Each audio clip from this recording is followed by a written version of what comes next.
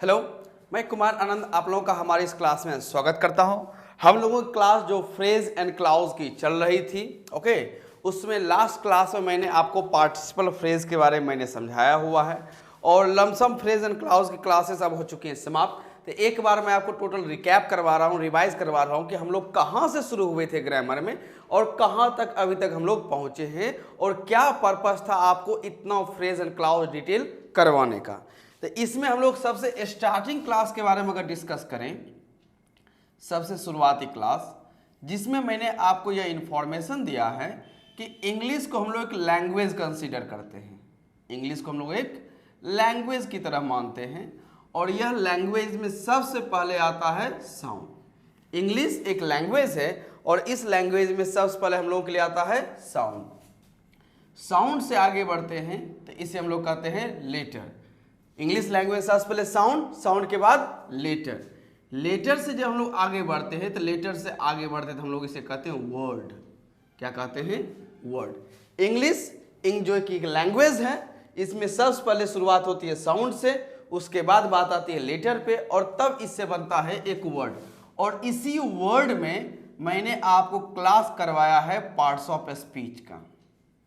इसी में वर्ड जब हम लोग स्टडी कर रहे थे तो इसी वर्ड में मैंने आपको क्लास करवा दिया किस चीज का? पार्ट्स ऑफ स्पीच का टोटल। फिर इस वर्ड से हम लोग आगे बढ़ते हैं तो वर्ड से आगे बढ़ने पे हम लोगों के लिए आता है फ्रेज। क्या आता है? फ्रेज। तो इंग्लिश जो एक लैंग्वेज है, इसमें सबसे पहले साउंड, फिर लेटर, फिर वर्ड और उस वर्ड का आता है parts of speech. Parts of speech में हमने सभी के बारे में जानकारी लिया है, noun, pronoun, adjective, verb, adverb, preposition, conjunction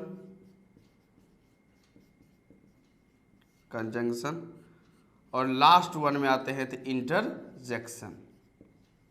okay, ये एक जानकारी आपको ऐड अभी तक किया गया है। शायद पार्ट्स ऑफ स्पीच में मुझे लगता है कि इंटरजेक्शन मेरा छूटा हुआ है, तो एक छोटा सा टॉपिक है जो मैं उसको क्लास में करवा दूंगा।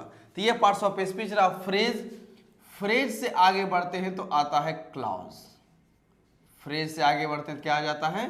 क्लाउज आता है। अब इसी को हम लोगों को सीखना है। यहां तक हम लोग कवर कर चुके हैं language, sound, letter, word, phrase और क्लाउज। अब लास्ट पॉइंट आप लोगों का आना है जिसमें आपको समझना है कि इतना लेंदी क्यों आप लोगों को ले जाया गया है मेरे द्वारा। अब बात करते हैं क्लाउज का। क्लाउज, तो क्लाउज में आपको दो जानकारी दिया गया था। ऐसी जानकारी तो बहुत मिल चुका आपको। एक कहा गया था आपको डिपेंडेंट क्लाउज, डिपेंडेंट क्लाउज कहा गया। ओके, या इस तरह से लिख देता हूं, क्लाउज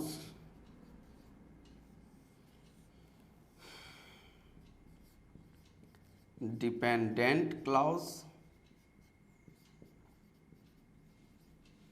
और एक हम लोग के सामने नजर आता है इंडिपेंडेंट क्लाउज। इंडिपेंडेंट क्लाउज हम लोग कहते हैं, dependent clause and independent clause कहते हैं। अब इसका एग्जांपल से समझाता हूं क्योंकि हम लोग ये पहले कर चुके हैं डिपेंडेंट इंडिपेंडेंट क्लाउज, लेकिन यहां पर हमें एक जरूरी है। अब देखते हैं, Rohit will help Radhika if she comes. Rohit will help Radhika if she comes. अब यहां पर देखते हैं कि रोहित विल हेल्प राधिका ये एक अलग सेंटेंस है और इफ सी कम्स ये एक अलग है। अब इसमें आप देख सकते हैं कि Rohit will help Radhika, Rohit will help Radhika, तो यह भी, इसमें भी एक सब्जेक्ट है और इसमें भी अपना एक वर्ब है। फिर यहाँ देखते हैं सी सब्जेक्ट और कम्स क्या है? जिसके साथ एक कंजंक्शन इफ जुड़ा हुआ है। तो सब्जेक्ट और वर्ब रहने पर इसे हम लोग क्लॉज कहते हैं और यहाँ पर भी सब्जेक्ट और वर्ब रहने पर इसे भी हम लोग क्लॉज कहते हैं। सब्जेक्ट वर्ब है क्लाउज, सब्जेक्ट वर्ब है तो क्लाउज। अब डिपेंडेंट और इंडिपेंडेंट क्लाउज कैसे पहचाना जाता है? तो डिपेंडेंट क्लाउज जो होता है, सॉरी इंडिपेंडेंट क्लाउज जो होता है उसे हम लोग कहते हैं मीनिंगफुल। मीनिंगफुल यानी कि उसका कंप्लीट सेंस होता है, यह हम लोग कह सकते हैं कि वह कंप्लीट मीनिंग है। वही जो डिपेंडेंट क्लाउज होता है इसे हम लोग कहते हैं इनकम्प्लीट मीनिंग। इनकम्प्लीट मीनिंग हम लोग इसे कहते हैं, इसका मीनिंग कंप्लीट नहीं होता है। और मीनिंग कंप्लीट करने के लिए क्या होता है कि ये डिपेंड करता है किसी भी और क्लॉज पे, वो निर्भर करता है। अब और सबसे बड़ी बात है, डिपेंडेंट क्लॉज से पहले आपको एक कंजंक्शन दिखता है। डिपेंडेंट क्लॉज से पहले आपको एक कंजंक्शन उसके पहले मिलेगा। तो यहाँ आप देख सकते हैं कि इस ये जो क्लॉज है सीक्वेंस, इसमें क्या दिख रहा है आपको? एक इफ कंजंक्शन आपको दिख रहा है। तो कहने का सेंस है कि यह जो क्लॉज है यह इंडिपेंडेंट क्लॉज है। इंडिपेंडेंट क्लॉज आप इसे कह सकते हैं। वहीं यह जो क्लॉज है रोहित विल हेल्प, इसमें किसी प्रकार का कंजंक्शन नहीं है, तो इसे हम लोग कहते हैं, सॉरी इसे कहा जाएगा डिपेंडेंट। डिपेंडेंट और इसे हम लोग कहते हैं इंडिपेंडेंट क्लॉज। इंडिपेंडेंट क्लॉज इसे हम लोग कहते हैं। ओके, और मीनिंग से समझ सकते हैं। जब ये कहा गया है कि इफ सी कम्स, यदि वह आती है, यदि वो, सिर्फ इतना का मीनिंग अगर निकालें, इफ सी कम्स इसका मीनिंग निकल के आता है कि यदि वह आती है। अब सपोज कीजिए कि सिर्फ इतना ही लिखा हुआ आपके सामने, इफ सी कम्स कि यदि वो आती है, तो इसका क्या कंप्लीट मीनिंग निकल रहा है? यदि वो आती है तो क्या, कुछ तो बात होगा। यदि वो आती है तो ये जब हम लोग बोलते हैं, यदि तुम बाजार जाते हो तो क्या, यदि तुम मुझे कॉल करते हो तो क्या, यदि आप मुझे अपने घर बुलाते हैं तो क्या, यानी कि ये इस प्रकार के जो स्टेटमेंट होते हैं उस स्टेटमेंट में कंप्लीट मीनिंग दिखता नहीं है, जिस वजह से इसे कहा जाता है डिपेंडेंट क्लॉज, कि ये निर्भर करता है, ऐसा क्लॉज जो डिपेंड करता हो, निर्भर करता हो अपने कंप्लीट मीनिंग के लिए। वहीं यहां देखें कि रोहित विल हेल्प राधिका, कि रोहित राधिका की हेल्प करेगा, रोहित राधिका की हेल्प करेगा, तो इसमें कंप्लीट मीनिंग है, इसमें कंप्लीट मीनिंग है, इसके लिए किसी और पर डिपेंड होने की जरूरत नहीं है। इफ सी कम्स, यदि वो आती है तो रोहित राधिका की मदद करेगा। तो इसका अपना मीनिंग लेने के लिए ये डिपेंडेंट क्लॉज, इसके मीनिंग को कंप्लीट होने के लिए इसको डिपेंड होना पड़ता है। डिपेंड यानी कि निर्भर होना पड़ता है किस पे? इस इंडिपेंडेंट क्लॉज पे कहते हैं। तो यहां तो आपको समझ में आ गया कि एक डिपेंडेंट और एक इंडिपेंडेंट क्लॉज बन के आता है, नोट कर सकते हैं।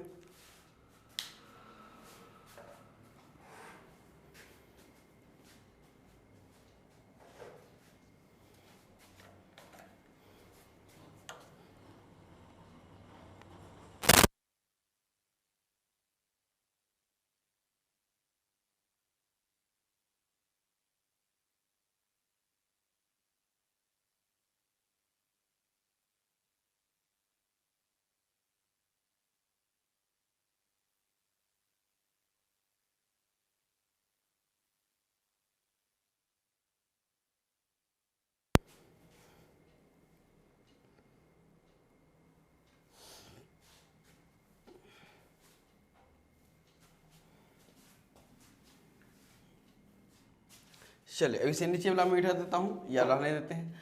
अब जब English language sound letter word phrase clause, तो क्लॉज में समझ में आया डिपेंडेंट और इंडिपेंडेंट क्लॉज। तो यहां आप जाने इसी क्लॉज से आगे चलकर निकलता है सेंटेंस। इस क्लॉज से आगे क्या बनता है? सेंटेंस बनने का हम लोग काम करवाते हैं। यानी एक सेंटेंस बनने के लिए इंग्लिश एक लैंग्वेज, लैंग्वेज से साउंड, साउंड से लेटर, लेटर से वर्ड, वर्ड से फ्रेज और फ्रेज से क्लॉज। जहां क्लॉज के दो टाइप हम लोग को नजर आते हैं, एक डिपेंडेंट क्लॉज और एक इंडिपेंडेंट क्लॉज हम लोग को नजर आता है। अब इसमें ध्यान रखते हैं कि जब हम लोग कहते हैं डिपेंडेंट या इंडिपेंडेंट क्लॉज, तो सेंटेंस किसे कहा जाता है? सेंटेंस कहा जाता है जिसमें ग्रामर फॉलो किया जाता हो, यानी कि ग्रामर हो उसमें, और सबसे बड़ी बात हो कंप्लीट मीनिंग उसका निकल कर आता है, कंप्लीट मीनिंग उसका निकल कर आना चाहिए। सेंटेंस आप उसे ही कह सकते हैं जो ग्रामर को फॉलो करे। कोई भी सेंटेंस इंग्लिश लैंग्वेज में लिखी जाती है तो अगर उस सेंटेंस में कहीं ग्रामर एरर है फिर वो सेंटेंस नहीं कहलाएगा। तो सेंटेंस बनने के लिए उसे ग्रामर फॉलो करना पड़ेगा, और जब ग्रामर फॉलो कर जाए तो उसका एक मीनिंग भी कंप्लीट आना चाहिए, कोई एक एप्रोप्रिएट मीनिंग आना चाहिए, तो सेंटेंस होने के लिए ये सही है। अब आप देख सकते हैं कि क्लाउज में यहां जो होता है एक इंडिपेंडेंट क्लाउज, यह मीनिंगफुल भी है और यानी कंप्लीट मीनिंग है, इसमें कोई दिक्कत नहीं। डिपेंडेंट क्लॉज जो है ये तो अपने आप में इनकम्प्लीट मीनिंग है, यानी मीनिंग इसका कंप्लीट ही नहीं हो रहा है। वहीं क्लॉज जिसे आप कहते हैं, जिसे हम लोग कहते हैं इंडिपेंडेंट क्लॉज, वो अपने आप में कंप्लीट मीनिंग लिए हुए है। जैसे यहां पे कहा गया कि रोहित विल हेल्प राधिका, तो यह जो क्लॉज जो इंडिपेंडेंट क्लॉज है ये तो अपना कंप्लीट मीनिंग लिए हुए और ग्रामर भी इसका सही है, जिस वजह से यह जो इंडिपेंडेंट क्लॉज है इसे आप कहते हैं सेंटेंस। इसे आप क्या कहते हैं? सेंटेंस। यानी जो इंडिपेंडेंट क्लॉज है, जो मीनिंगफुल है और कंप्लीट मीनिंग है, तो इसी इंडिपेंडेंट क्लॉज को आप कह सकते हैं सेंटेंस। और यहां पर जो इंडिपेंडेंट क्लॉज आपको नजर आ रहा है, सॉरी डिपेंडेंट क्लॉज नजर आ रहा है, जो अपने मीनिंग में कंप्लीट नहीं होता है, जो अपने मीनिंग के लिए किसी और पर निर्भर करता है, उसे आप चाह कर भी ध्यान रखेगा आप उसे सेंटेंस नहीं कह सकते। क्यों?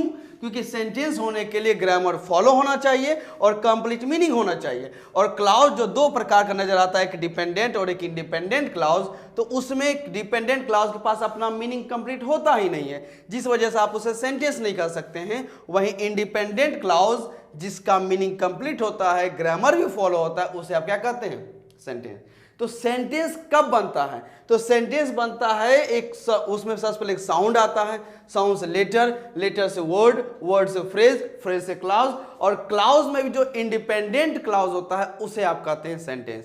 डिपेंडेंट क्लॉज को आप कभी सेंटेंस नहीं कह सकते। बात समझे? तो इंग्लिश जो लैंग्वेज मैंने इतनी क्लासेस शुरू की हुई, जिसमें 28 और 30 क्लासेस लग गया, उसका लास्ट में आपको समझ में आया कि हाँ अब जाकर उसे हम लोग क्या कहते हैं? सेंटेंस कहते हैं। तो एक सेंटेंस को समझाने के लिए मुझे इतना लंबा तैयारी करना पड़ा, जहां मुझे 30-31 क्लासेस लमसम लग चुकी हैं आप लोगों के लिए, वरना एक झटके में मैं आपको सेंटेंस सिखाता कि हाँ सेंटेंस ये होता है। लेकिन ये जो प्रोसेस से होके गुजरे हैं, अब जाके हम लोगों के माइंड में आया कि हाँ इसे सेंटेंस कह सकते हैं, और क्या रीजन है कि हाँ सेंटेंस बन पा रहा है। तो ये सभी रीजन हुए। इसलिए किसी एक पॉइंट को शॉर्टकट में समझना आसान होता है, लेकिन उसके प्रोसेस से होकर गुजरते हैं तब आपको उसका रियलिटी मालूम होता है कि हाँ इतना सारा एक नॉलेज है एक सेंटेंस को बनने में। तभी तो जब आप एक सेंटेंस लिखेंगे, जिसकी मैं डिस्क्रिप्टिव राइटिंग के बारे में बार बार बात कर रहा हूं, तब जाके आप अपना सेंटेंस बना पाते हैं। क्लियर? नोट कीजिए, ऐसे नोट किया हुआ ये मैं नीचे वाला इरेज करता हूं।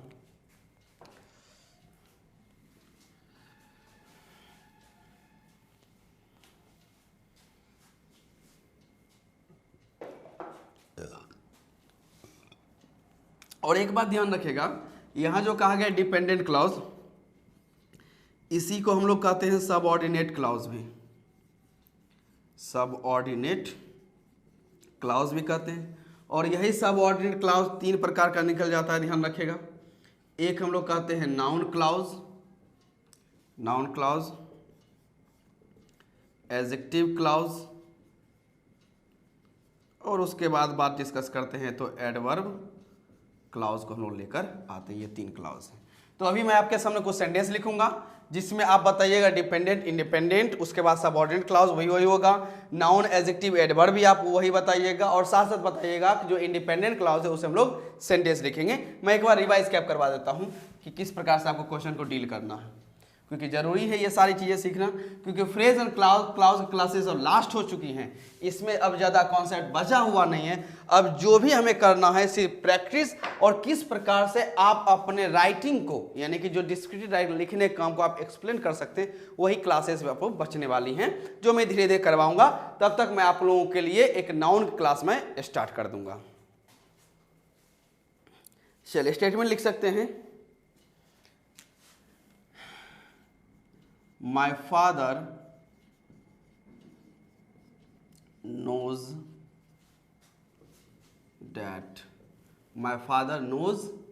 that Rohit is helping me. My father knows that Rohit is helping me. यहाँ सब्जेक्ट और वर्ब, सब्जेक्ट और वर्ब, और डैट यहाँ कंजंक्शन है। तो कंजंक्शन के साथ आने वाला यह जो सब्जेक्ट वर्ब है यह भी क्लाउज कहलाएगा, और यह जो माय फादर नोज है जिसमें भी सब्जेक्ट वर्ब है यह भी क्या होगा, क्लाउज कहेगा। लेकिन आपको इतना मालूम होना चाहिए कि that Rohit is helping me, that Rohit is helping मी जिसमें कंजंक्शन है, डैट कंजंक्शन का काम कर रहा है, तो इसे हम लोग कहते हैं इंडिपेंडेंट क्लाउज, डिपेंडेंट क्लाउज कहते हैं। इसी वजह से डिपेंडेंट क्लाउज कहेंगे क्योंकि इसका मीनिंग कंप्लीट नहीं होता है जब तक ये साथ में ना आए।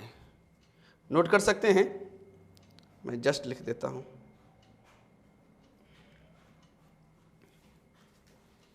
चलिए आगे आ जाते हैं। अब यह जो क्लाउज है इसमें किसी भी मीनिंग के लिए डिपेंड होने की जरूरत नहीं है, इसे हम लोग कहते हैं इंडिपेंडेंट, इंडिपेंडेंट क्लाउज हम लोग इसे कहते हैं। और इसी इंडिपेंडेंट क्लाउज को हम लोग क्या कह देते हैं, सेंटेंस।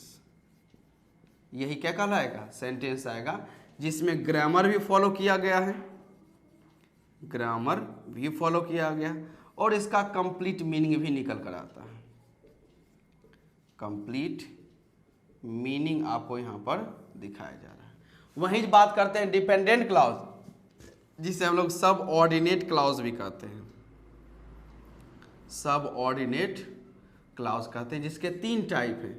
आपको बताना है ये तीनों में से कौन सा टाइप है। नाउन क्लाउज है, एडजेक्टिव क्लाउज है, या इसे आप एडवर्ब क्लाउज कहते हैं, एडवर्ब क्लाउज। बताइए इस तीनों में से ये कौन सा क्लाउज आपके सामने है।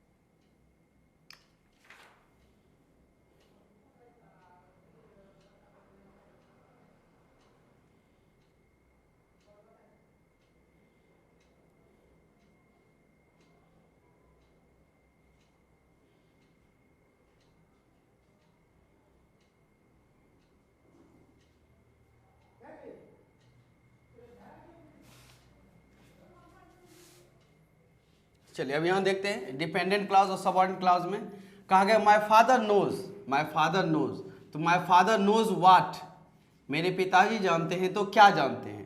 तो ये व्हाट का रिप्लाई आ रहा है कि my father knows that Rohit is helping me, और व्हाट का रिप्लाई क्या होता है, नाउन। व्हाट का रिप्लाई नाउन, यानी ये हम लोगों के सामने नजर आ रहा है नाउन क्लाउज के फॉर्म में। तो यहाँ पर जो आपका डिपेंडेंट क्लाउज जो सबऑर्डिनेट क्लाउज था ये हम लोगों के लिए नजर आया क्या चीज, नाउन क्लाउज नजर आया। क्लियर। एक और स्टेटमेंट देता हूं, इसी प्रकार से अब आपको डिस्क्राइब करना है।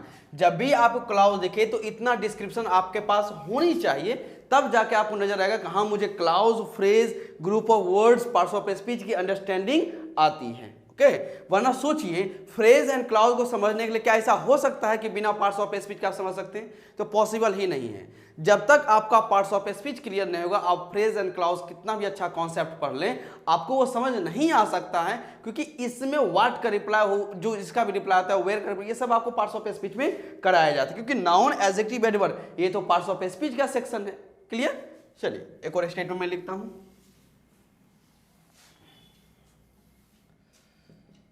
दूसरा statement, my father is going to buy the bag that Raghav has selected for me. सोचिए इसमें क्या है। My father is going to buy the bag that Raghav has selected for me.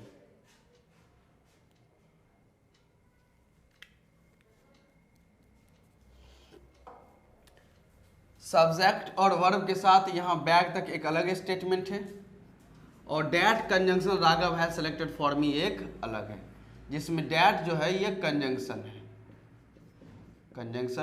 Conjunction के साथ ये सब्जेक्ट वर्ब है, तो इसे भी आप कहते हैं वही क्लाउज। क्या कहेंगे? क्लाउज ही कहेंगे। ओके। और यहाँ पर जो माय फादर इज गोइंग, ये भी क्या है? क्लाउज ही कहलाएगा। लेकिन अब आप डिटेल से समझ सकते हैं, ध्यान रखेगा। My father is going to buy the bag, ये क्लाउज है। That Raghav has selected for me, ये भी एक क्लाउज है। लेकिन यहां देख सकते हैं कि इस क्लाउज में क्या जुड़ा हुआ है?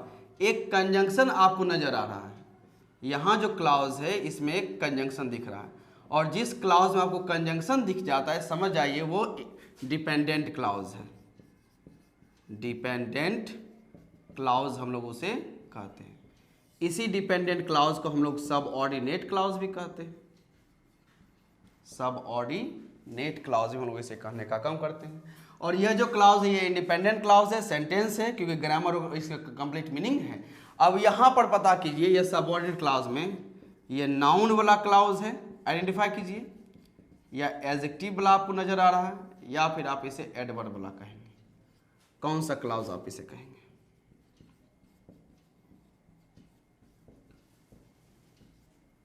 देखिए,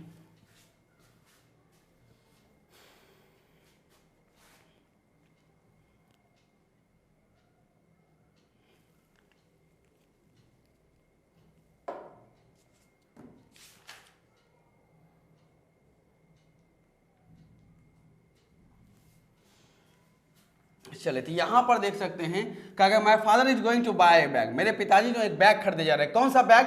that Raghav has selected for मी, जो राघव ने मुझे मेरे लिए सिलेक्ट किया है। यानी ये पूरा का पूरा जो क्लाउज है ये इसी बैग के बारे में, यानी नाउन के बारे में। और नाउन के बारे में इंफॉर्मेशन देने वाला वो क्या कहलाएगा? एडजेक्टिव कहलाएगा। तो ये बना हम लोगों के लिए एडजेक्टिव क्लाउज। तो वो डिपेंडेंट क्लाउज जो है, जो सबऑर्डिनेट क्लाउज है, वो एडजेक्टिव क्लाउज का काम कर रहा है। इससे पहले मैंने आपको दिखाया कि वो नाउन क्लाउज का काम कर रहा था। और ये तो अपने आप में ग्रामर में ध्यान रखेगा, सेंटेंस बन चुका है। लास्ट एग्जांपल देखते हैं, एडवर्ब वाला में मैं आपको करवा देता हूं, जिससे कोई कंफ्यूजन अब ना बचे।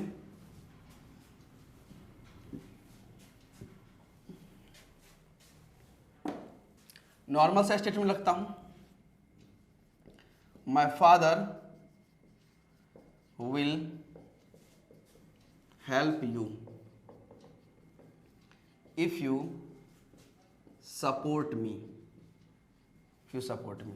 My father will help you, subject verb के साथ अलग, इफ कंजंक्शन के साथ यू सब्जेक्ट, और सपोर्ट क्या हो जाएगा? वर्ब। इफ जिसमें क्या काम कर रहा है? कंजंक्शन का काम कर रहा है। तो ऑटोमेटिक समझ में आ जाएगा कि क्या है? डिपेंडेंट क्लाउज है। कौन सा क्लाउज है? डिपेंडेंट क्लाउज, जिसे हम लोग कहते हैं सबऑर्डिनेट क्लाउज। वहीं my father will help you, इसके पास कोई कंजंक्शन नहीं है, ये क्लाउज होगा, इंडिपेंडेंट क्लाउज है, सेंटेंस बनेगा। ओके। और सेंटेंस कैसा? जिसमें ग्रामर और कंप्लीट मीनिंग दोनों है। अब आपको ये बताना है ओके कि यह जो क्लाउज है, जो डिपेंडेंट क्लाउज है, सबऑर्डिनेट क्लाउज है, ये नाउन वाला है, एडजेक्टिव वाला है या एडवर्ब वाला है? सोचिए। My father will help you, मेरे पिताजी आपकी मदद करेंगे। इफ यू सपोर्ट मी, यदि तुम मुझे सपोर्ट करते हो तो my father will help you, मेरे पिताजी तुम्हारी मदद करेंगे। तो व्हेन मदद करेंगे तो कब मदद करेंगे? ओके। और आपको ये मालूम है कि किसी भी स्टेटमेंट में व्हेन हो, वेयर हो, वाई हो, हाउ हो, इस सब का रिप्लाई क्या आता है? एडवर्ब आता है। क्या आता है? एडवर्ब आता है। अब ये आप ऐसा कर सकते हैं, मेरे पिताजी मदद करेंगे, हेल्प करेंगे, तो if you support me, if you support me किसके बारे में इंफॉर्मेशन है? इसी हेल्प वर्ब के बारे में इंफॉर्मेशन है। और वर्ब में इंफॉर्मेशन रहेगा तो उसे आप क्या कहेंगे? एडवर्ब कहेंगे। या रिप्लाई बनेगा व्हेन का, तो वो भी क्या हो जाएगा? Adverb clause. तो ये आप लोगों का रहा फ्रेज एंड क्लाउज की क्लास होती है कंप्लीट।